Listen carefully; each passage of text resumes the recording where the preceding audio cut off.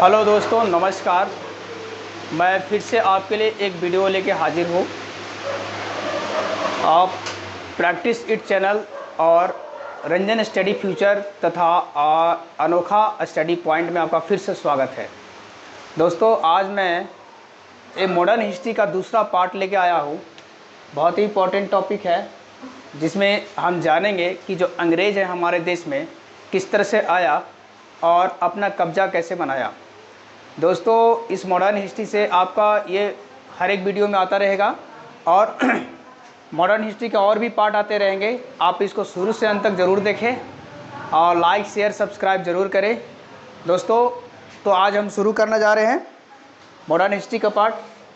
तो पार्ट 2 है। देखिए दोस्तों, ये है यूरोप के जो लोग थे। यूरोप में कहा जाता है कि यूरोप में कस्तुनतुनिया नाम का एक देश था, जिस देश में पहले मेरा ऐसा नहीं था कि हमारे देश में पहले व्यापार नहीं होता था। हमारे देश में पहले व्यापार लैंडमार्क से होता था, यानी कि जो ज़मीन मार्क था उससे होता था व्यापार। लेकिन क्या था, बीच में अरब देश के लोगों ने कस्तुनतुनिया एक देश पे अटैक कर दिया और बीच में हमारा मार्ग क्या कर दिया, अवरुद्ध कर दिया। और मार्ग अवरुद्ध हो जाने से यूरोप के लोगों को उन लोग मसाले का ज़्यादा खपत करते थे और लैंड व्यापार से ज़्यादातर मसाले की व्यापार करते थे। तो ये लैंड अवरुद्ध हो जाने से यूरोप के एक राजा पुर्तगाल के जिनका नाम था द नेविगेटर। उस राजा का नाम था द नेविगेटर जो राजा थे, इन्होंने अपने एक वायसराय को भेजा और वो उनका जो था उनका नाम क्या था, वास्को डिगामा। दोस्तों, वास्को डिगामा 1498 में हमारे देश में आता है और ये समुद्री मार्ग से होते हुए ये यहाँ पर अफ्रीका की एक पोर्ट है जिनका नाम था केप ऑफ होप हुड। इस पोर्ट पे इन्होंने पहली बार आया और यहाँ से इनका समुद्री मार्ग खोज करते हुए केरल के कालीकट बंदरगाह पे आए। केरल के कालीकट बंदरगाह यहाँ के राजा था जिनका नाम था जमोरिन ने वास्को डिगामा को भव्य स्वागत किया और यहाँ से कहा जाता है कि वास्को डिगामा यहाँ से मसाले लेके गया और यूरोप में यहाँ जब इसने सेल किया तो लगभग 60 गुना इन्हें क्या किया, मुनाफा कमाया। 60 गुना मुनाफा कमाया। यह जो एक ऐतिहासिक मार्ग था, जो जलीय मार्ग से व्यापार के लिए जो खोजा गया था, कहा जाता है इंडिया को कोई खोजा नहीं था, बल्कि इंडिया में व्यापार करने के लिए पुर्तगालों ने इस समुद्री मार्ग का खोज किया था। तो दोस्तों, समुद्री मार्ग का खोज सबसे पहले पुर्तगालियों ने किया और पुर्तगाल ने सबसे पहले हमारे देश से व्यापार को बढ़ावा दिया। सबसे पहले तो मसाले के इन्होंने व्यापार किए। दोस्तों, कुछ और रियासत थे हमारे देश के अंदर, जितने भी राजा, जब यहाँ से कंपनी, अब पुर्तगाल जब आए थे तो एक एक करके सारे कंपनी सारे देश के आने लगे, जिसमें एक अंग्रेजी कंपनी जिसका अंग्रेजी कंपनी जो था। अब दोस्तों, अगर मैप में देखा जाए तो मैप से यूरोप के हिसाब से देखे जाए तो हमारा इंडिया पूर्वी हिस्सा में है। पूर्वी दिशा में होने की वजह से उस कंपनी का नाम ईस्ट इंडिया कंपनी पड़ गया। ईस्ट मिस होता है पूरब। ईस्ट इंडिया कंपनी जब यहाँ से आई यूरोप से तो पूर्वी हिस्सा में ये व्यापार करने चली। तो इस समय यूरोप की जो महारानी थी एलिजाबेथ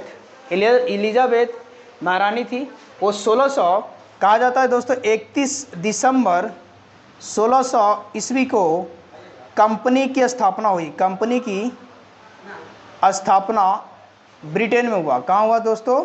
ब्रिटेन में। और ब्रिटेन में उस समय महारानी एलिजाबेथ थी और 1603 में महारानी एलिजाबेथ की मृत्यु हो गई। महारानी एलिजाबेथ की मृत्यु हो गई।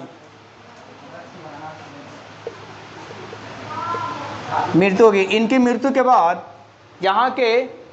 यहाँ से एक यूरोपियन कंपनी ने क्या किया था, 15 साल के लिए व्यापार करने का एग्रीमेंट किया और 15 साल एग्रीमेंट करने के बाद ये हमारे देश में आते हैं।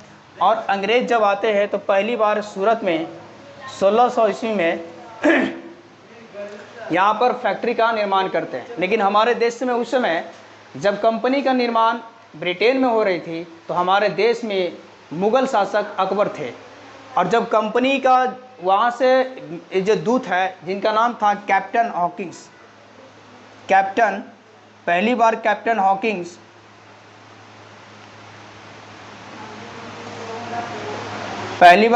हॉकिंस आए थे हमारे देश में। कैप्टन हॉकिंस तो हैं हमारे देश में पहली बार एक ऐसे अंग्रेज अधिकारी आए जो यहाँ पे शासन उस समय कर रहे थे, जिनका नाम था जहांगीर अकबर का पुत्र था। और उस समय अकबर के नाम से फरमान लेके आते हैं, और अकबर के फरमान लाने से क्या हुआ है कि यहाँ पर जहांगीर के दरबार में अकबर का फरमान पढ़ के सुनाते हैं। लेकिन वहाँ पे जहांगीर प्रेजेंट होता है और वहाँ पे जहांगीर ने इसे इंग्लिश खां की उपाधि धारण दिया था। इंग्लिश खां की उपाधि जहांगीर ने पहली बार कैप्टन हॉकिंस को दिया और यहाँ से कंपनी को स्थापना करने का परमिशन दे दिया। तो अंग्रेज़ों ने सबसे पहली बार कंपनी 1608 में सूरत में स्थापना किया, लेकिन ये कंप्लीट नहीं हुआ था। इसको जहांगीर के कुछ झड़प के वजह से रुक गया। ये कंपनी जाके 1613 में स्थापित हुआ। इसी बीच में 1611 में पहली बार मसूलीपट्टनम में कंपनी ने क्या किया, स्थापना किया। ब्रिटेन की कंपनी ने स्थापना किया। तो दोस्तों अगर इस तरह से देखा जाए तो अंग्रेज जो थे पहली बार सूरत में आए, लेकिन यहाँ इनकी कंपनी स्थापना नहीं हुई, किसी झड़प के वजह से रुक गया। लेकिन ये कंपनी की स्थापना कंप्लीट 1613 में होता है। दोस्तों डेट का बहुत अच्छे से ध्यान रखिएगा, ये एग्जाम में पूछता है। कैप्टन हॉकिंस को इंग्लिश खां की उपाधि दिया था किसने, जहांगीर ने, और 400 मनसब सोने तौल दिए थे जाते समय गिफ्ट में। 1611 में मसूलीपट्टनम इन्होंने अपना स्थापना किया। दोस्तों तो इस तरह से ये अंग्रेज हमारे देश में आए और धीरे धीरे हमारे देश में एक एक करके अलग अलग जगहों पे, जैसे बंगाल और यहाँ पे मद्रास, चेन्नई और बम्बई, ये 3 ऐसे जगह थे जहाँ पे कंपनी अपना पैर पसारना शुरू किया। और देश में धीरे धीरे हमारे देश में व्यापार को बढ़ावा करते हुए इन्होंने कई जगह पे इन्होंने अपना बिल्डिंग्स या फिर फोर्ट बनाना शुरू कर दिए। तो दोस्तों इस तरह से इसके बाद जब अंग्रेज़ आते हैं तो अंग्रेज़ अपना पैर पसारना शुरू करते हैं। तो इसके बाद एक एक करके और भी कंपनियां आते गई। तो दोस्तों आज के वीडियो में लगभग कुछ इतना है। तो देखिएगा 3000 वार्षिक किराए पे बंगाल को मुफ्त में व्यापार दे दिया गया था। इस समय गोलकुंडा का राजा था, सुनहरा फरमान दिया था 1632 में। कहता है कंपनी को सुनहरा फरमान कब मिला था, क्वेश्चन पूछता है, तो गोलकुंडा के राजा ने दिया था 1632 में।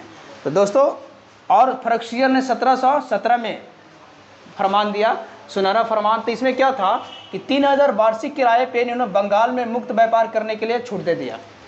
दूसरा 10,000 वार्षिक किराए पे सूरत में छूट दे दिया व्यापार करने के लिए। और बम्बई में अंग्रेजी सिक्का को प्रचलन के लिए इन्होंने छूट दे दिया, क्योंकि अंग्रेजी सिक्का पहले केवल बम्बई में कोई पर्टिकुलर एरिया में चलता था। लेकिन यहाँ पर फर्रुखसियर ने क्या किया कि पूरे भारत में या पूरे बम्बई में अंग्रेजी सिक्का चलाने का परमिशन दे दिया। और इस तरह से अंग्रेज़ जो हमारे देश में पैर पसारते गए और हमारा देश धीरे धीरे गुलाम बनता गया। दोस्तों अगली वीडियो में मैं आपको और भी आगे इसके लेके आऊँगा। तो आज के लिए इतना ही दोस्तों। तो मुझे उम्मीद है कि आप कुछ समझे होंगे और शुरू से अंत तक वीडियो को देखें। प्लीज़ लाइक और सब्सक्राइब और शेयर करें। जय हिंद, जय भारत।